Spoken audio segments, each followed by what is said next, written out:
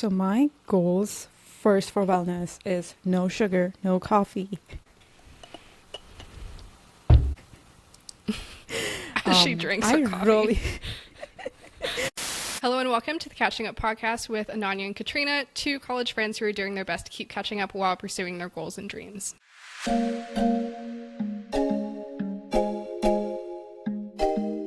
So transitioning from our last episode where we introduced Emily and talked to her about engineering education, we're going to dive in a little bit more on wellness and what our goals are for 2026.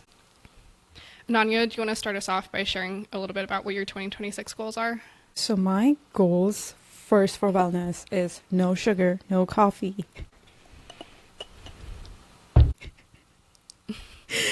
She drinks her coffee.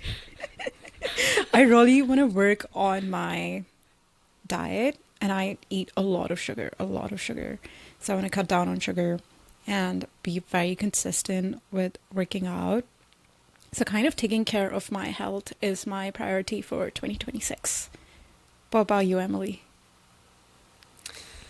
Well, I feel like I'm in a similar boat. I think that figuring out, especially post-grad, how to get into a good routine. I think being an undergrad, it's a lot easier to have, your friends who are wanting to try out different things, and you just have a bigger community of people to go to the gym with or workout classes with, and trying to just establish a routine that will be good for a lifetime kind of thing. I really want to center just like holistic wellness and really soaking up like the quality of life that I can, because I think at the end of the day, if you're not enjoying your day-to-day life and feeling good in your body on a regular basis, then I personally think you're doing something wrong. So trying to really focus on taking care of myself in all of those different aspects, I think, is where I'm at right now. Katrina? Yeah, I think in terms of wellness, I would love to do high rocks this year. I feel like everybody's New Year's resolution is to do high rocks. But for me, it's more of like, I have this image of me like early mid-20s, just like being super athletic and super capable. And I'm not there right now. And I think by training to do high rocks, like I'll be able to push myself a lot further in that direction. And then I think also by doing high rocks, it's going to force me to get all the other parts of my life in order. So the sleep, the food, all of that. That's so cool that we all are thinking about like our health, and that's the 2026 team. Yeah, I feel like also with all of us graduating college, like it's really easy, I feel like, to stay in shape in college just because you have so much time and flexibility. Yeah. But then when you're like doing stuff after college, you're doing your PhD and you're super busy, or you're working from 8 to 5, it's like really hard to find the energy and the time to actually make something stick.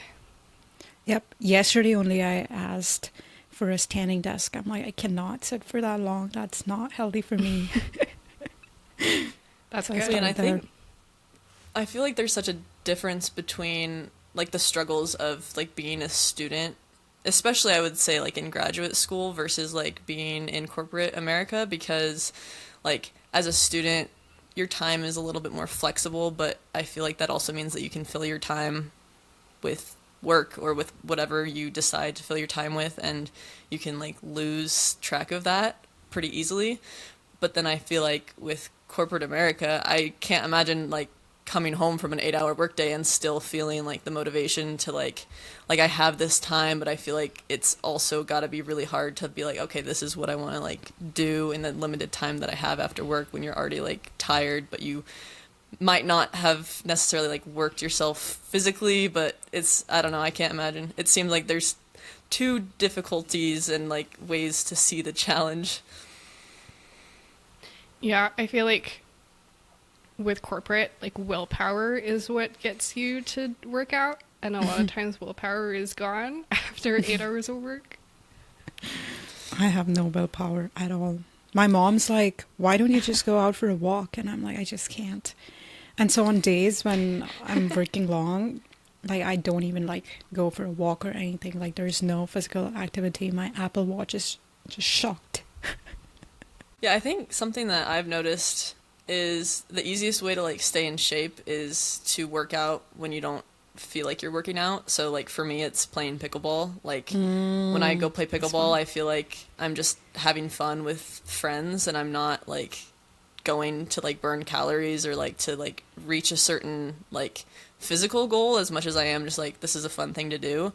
And I feel like I'm so much healthier because I am like when I'm doing that versus when it's like okay, I got to get to the gym or I have to go on a run or like it feels more like a chore rather than like something fun. But then when you're in, you know, corporate life, then the time is so much more limited in terms of like finding 2 hours out of your day to go play pickleball is really hard. But like if you can, it's great. But that normally means you have to wake up at like 5 a.m. to go play at 6 before work or, you know, Yeah. it's just such a difficult thing to figure out.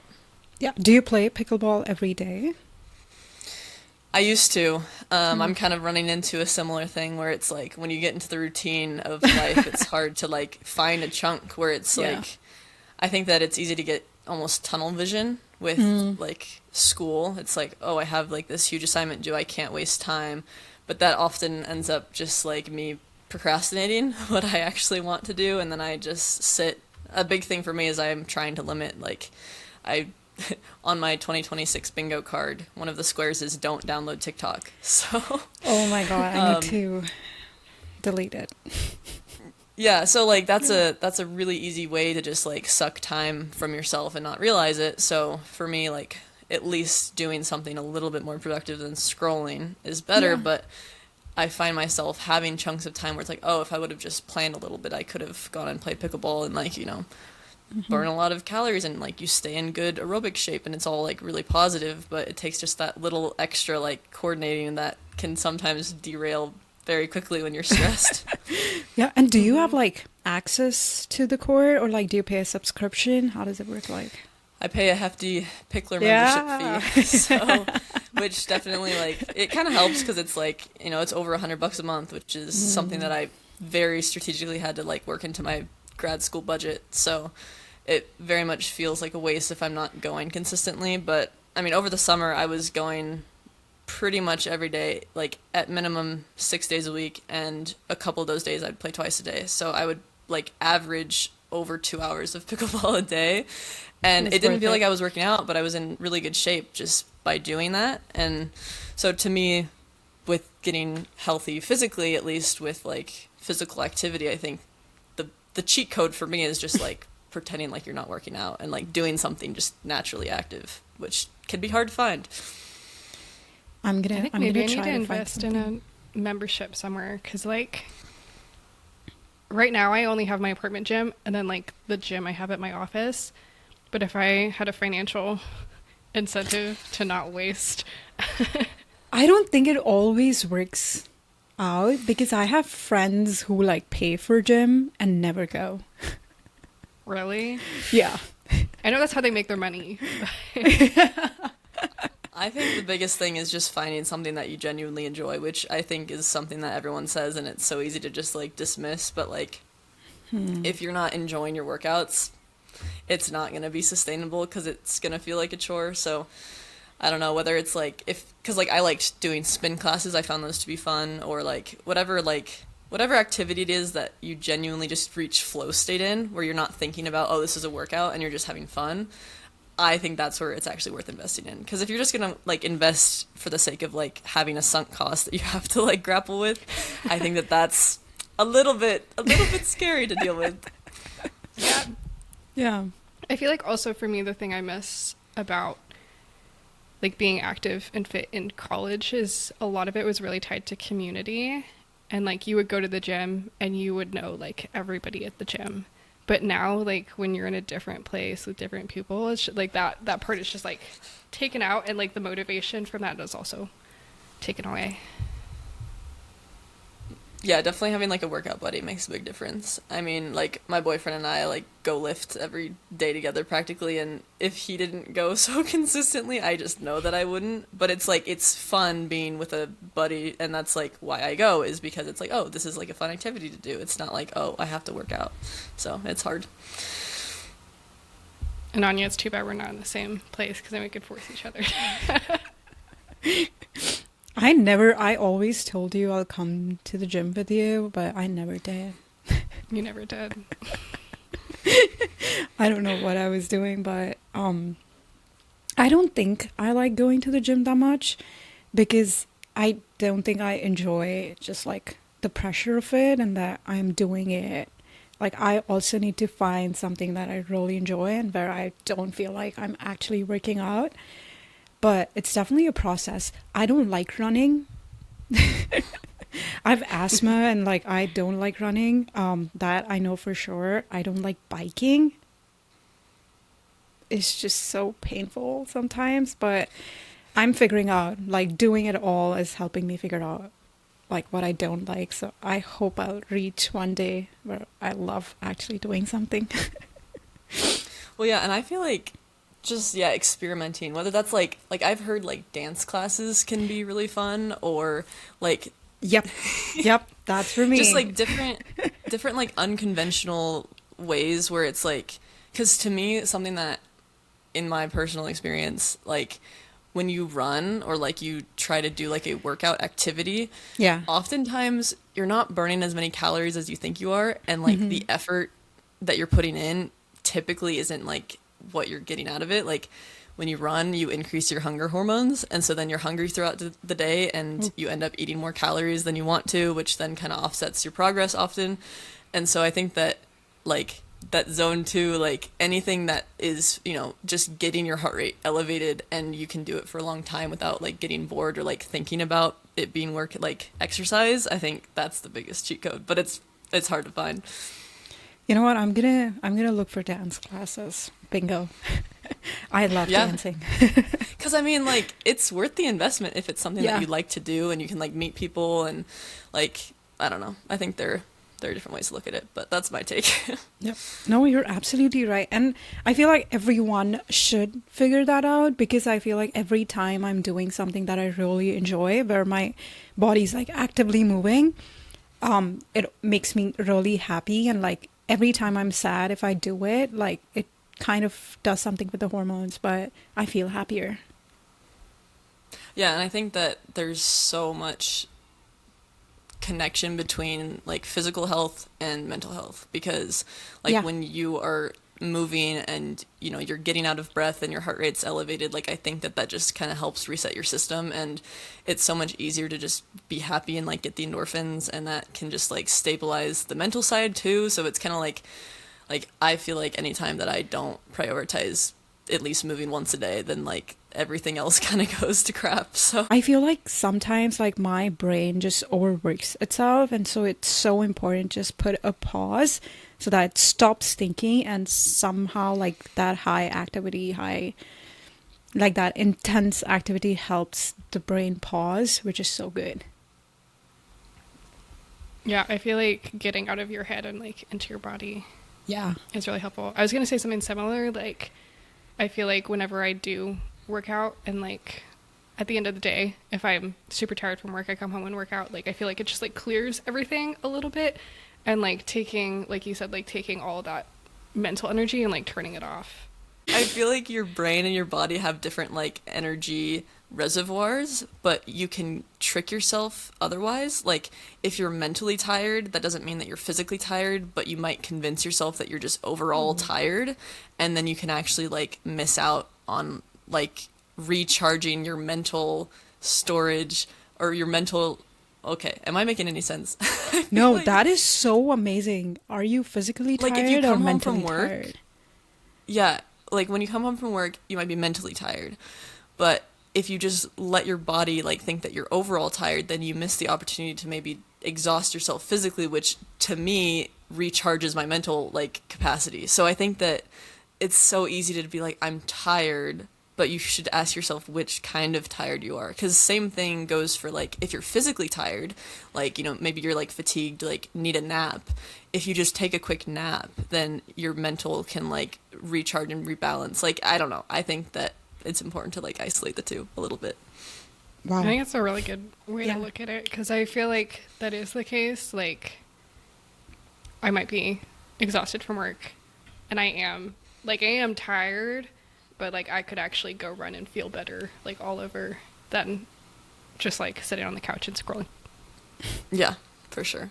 So I'm kind of curious, since we're kind of on this topic, something that I've been afraid of with getting a job in industry is the toll that I see industry taking on a lot of people's mental health. Like, I think that it's really easy to kind of just get in this like cyclical trap of not prioritizing wellness because it's really draining going to work and sitting for 8 hours a day. Like, I don't know who I was talking to. I think it was one of my friends who has like a big boy job in New York City, and like just the concept of being away from my house for 8 hours is so foreign to me. Like, I leave my apartment to go to class, and then I come right back. And I truly, like, in the past year was away from my apartment for more than like 7 hours, maybe like 5 times. Like, I feel like I always have to like reset at home and like kind of like recharge there. So like for you guys, since you guys are not in academia still, like how has the mental health situation been for you? Like, how do you take care of yourself in that way? Because I feel like that's been a big fear of mine that I don't understand, honestly. I would say that's something I'm like still really figuring out, even though it's like been like 8 or 9 months. One thing that I did when I moved for my job that I'm really glad I did, and sometimes I forget I did, but like then I look at other people and I'm like, oh, like I'm glad I did this. I moved 5 minutes from my office. So I come home for lunch. So I'm like generally at work for 4 hours, come home for an hour, go back for 4 hours. And then like I don't have like a 30-45 hour commute to and from work. It's like I leave 10 minutes before work and I get home 10 minutes after work. And so I think just buying myself the time really helps with the mental health and just the energy aspect overall. And like I did my like little economic analysis and I looked at like what I was making per hour and how many hours a month I would save. And I was like, okay, if I'm making this much per hour and multiplying that by how many hours I'm going to save, like this is how much more I can spend on rent to live close. And wow, I think living really close smart. Like is so nice because I see some coworkers who like drive an hour to work and like they leave in the dark, they get home in the dark. Like I think that is really helpful for the mental health part.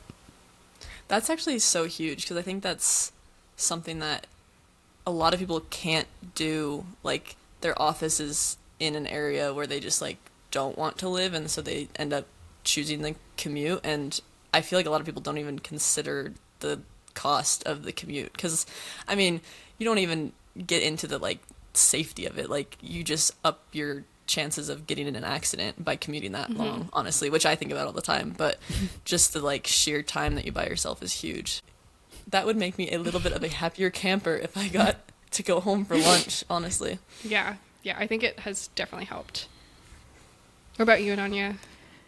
That is so fun. I don't even have a car, so I'm not a really good person to deal with transport and commute. But I have the first week at work was like really stressful because I'm like, I just don't understand how people do this. But I feel like transition is always the hardest. But once you're into it, you kind of like evolve in your own ways. And I've created like really good work friendships. So like every day I wake up and I'm like excited to go to work because of the people that I'm going to meet there. And then, so it's very important to realize that it's all humans at the end of the day who are working there. And like, there are people like you. And I've really good friends, and sometimes like I do crocheting with some of them at lunch, or I just like go for a little walk. There's a really, really beautiful pond next to my workplace. So just like looking forward to lunch, and then after lunch looking forward to just going back home, like it keeps me like really energized. And I have a friend who's just really passionate about fashion and photography. So like sometimes I go like take lunch with him and then like talk about all of like our common passions. So I feel like it's important to find your community even at workplace, and it's very much possible to do because they're all people just like you and they have interests too. So that's interesting. I think that to me a common theme I see across every context is the importance of people in this little thing called life that we're doing. So like with Katrina's breakdown of like the cost of commuting, would you say that you have a similar like cost of connection that you would implement? Like if you worked a job where you didn't feel like you could connect with people, would you give that a monetary value and kind of like take a lower paying job that might yield higher quality connection? I feel like I am somebody who's really hard on myself. Like, I'm really hard on myself, so I don't think I would give up that easily. If I cannot find connections, then I would try to find meaning somewhere else. Am I really good at my work? Is that job worth it? Because like the chances of promotions are high. I'm really good at work and I'm like really acing it. There has to be some place where I'm successful, and I would try to look for it. Interesting. So when you guys get home from work, like, what's your routine? Like, do you keep the momentum going and like keep getting your tasks done? Do you like lay in bed for an hour? Like, what do you guys do? Because I've genuinely never worked like full like straight on work I think day. if you go lay on the couch for like a little bit, then it's game over. Then you cannot do anything. Unless you like take a nap. Yeah.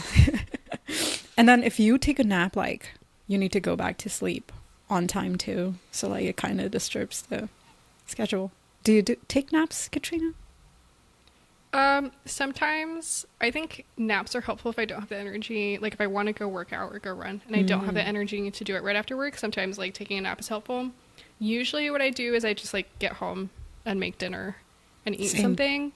And then I'll work on whatever needs to be worked on. I've been a lot better about not scrolling. I got a brick, which is like the like little NFC card to like turn your social media off. So I've been using that, and I like don't scroll as much because that was for a while. It would be like get home and scroll, but usually just like get home, eat, maybe work out, and then go to bed pretty early, get up early, because I feel like any mental tasks have to be done before work because I'm just so drained after work. For me, the mental tasks, I've moved them to weekends now. Like Saturday and Sunday is when I do all of them. And then morning, I keep it to myself. Just doing everything that I do in 30 minutes, taking like 2 hours to do that. And then go to work, come back, make food, and then just exist. And then sleep and repeat. How is this sounding to you, Emily? Do you want to do corporate now?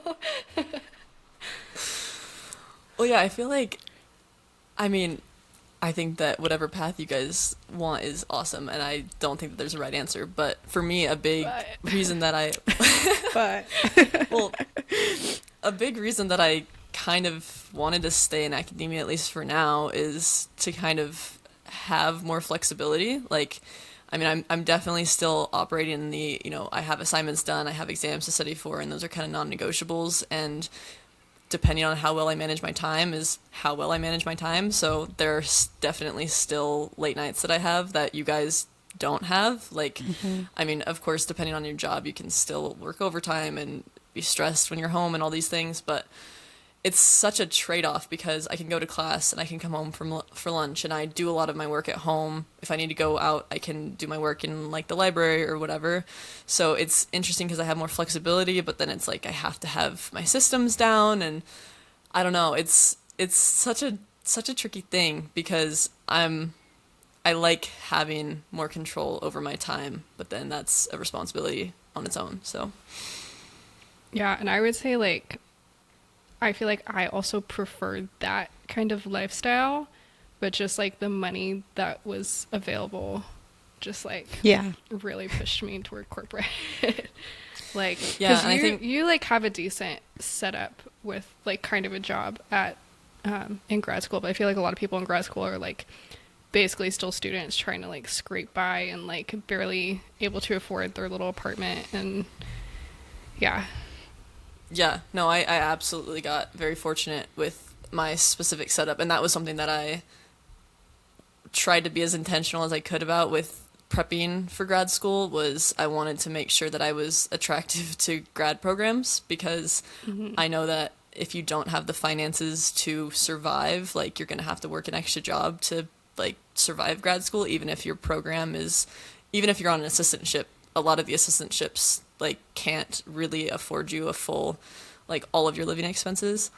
So that was definitely like luck of the draw, and like I was able to prep and start prepping pretty early since I had 3 years of undergrad to kind of gear myself towards being attractive in grad school.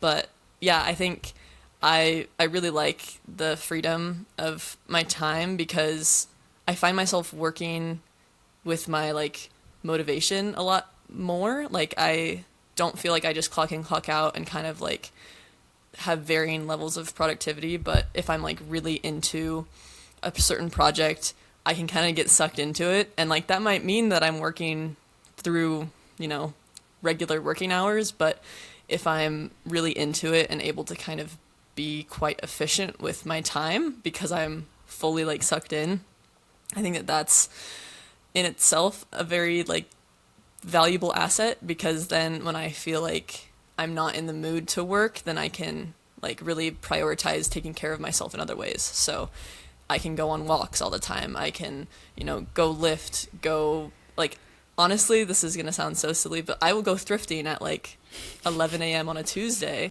because it kind of just helps me reset my brain, and I get to do so when there's not crowds, and I kind of feel like because I have more flexibility with my time, I'm able to take care of myself as a holistic person more, and that seems to yield like higher quality work out of me. Like I think that when I worked against my like personal operating system, then I was less effective at my work because I wasn't able to like really take advantage of like the skills and the like burst of motivation that I had. I don't know if that makes any sense, but Gosh, it's making so much sense. I miss college, and you're so right about varying levels of productivity. I think that's very interesting.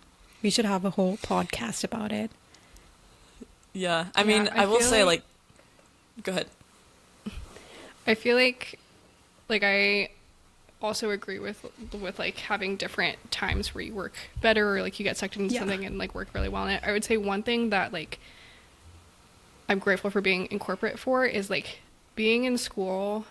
I feel like I would push off projects if I wasn't in the mood to work on them, and corporate has just like forced me to be able to like start working on something and keep working on it and just like stick with it. So I think I've like improved in that area a little bit. Not that like that is the lifestyle I prefer, but just that it's kind of helped me to grow in that particular way. Yeah, no, I think that's definitely a skill to have, and something that I'm like trying to work on. Like one of my just broad New Year's, I don't know if it's a resolution, but just like a direction I'd like to head is to have a little bit more structure, because I'd like to have an on and off switch, because I do think that I'm on all the time. Like I'm not able to compartmentalize as easily as I would assume corporate allows you to, because if it's 10 p.m. and I'm like, I have an assignment due at midnight, you know, like there's not really an option for me to just like wait till the next business hour. But I do wonder how like kind of, because I would describe what you're saying as almost working against the grain of like what you want to do versus what you decide to do. I think that I work with the grain a lot, but I wonder what the implications of working against the grain are. Like I'm sure that it makes you like more, I don't know what the right word is, but like you mentally can definitely tough, resilient. or this is the mental health versus mental toughness. Well, yeah. I'm curious, like if like what the results of that are. Like, does that yield?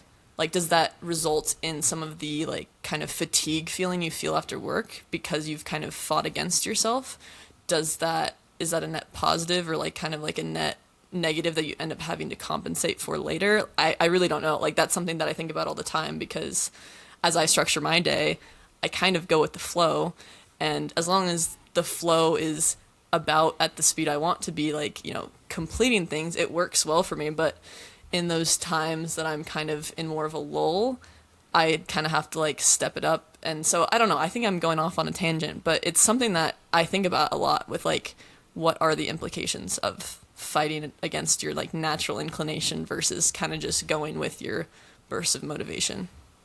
Yeah, I think for me, it's like almost skill building. Like it's a specific skill that I'm working on and building up that resilience and like the confidence in myself that I know like when I start something, I can finish it and like keep working on it.